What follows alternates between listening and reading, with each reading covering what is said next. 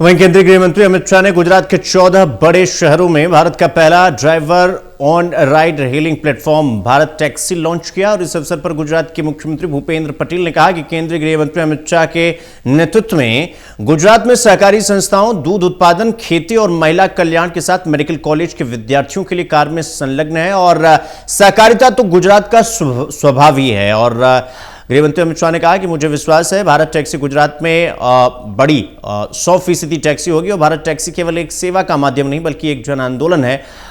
गुजरात में Bharat taxi launch के दौरान गृहमंत्री अमित शाह ने बातें कही।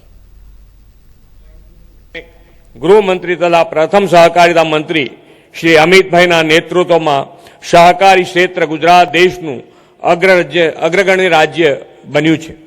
ગુજરાતમાં सहकारी संस्थाओं, दूध उत्पादन वेचाण, खेती और महिला कल्याण साथे हवे मेडिकल कॉलेज थी लईने विद्यार्थीओना घड़तर माटेना कार्योमां पण संलग्न छे।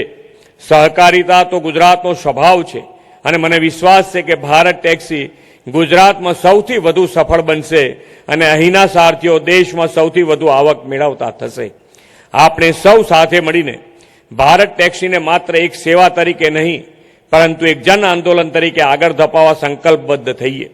आत्मनिर्भर विकसित भारत माटे आवा नाना श्रमयोगीनुं योगदान पण मळे तेवुं दायित्व निभावीए ए ज अपेक्षा।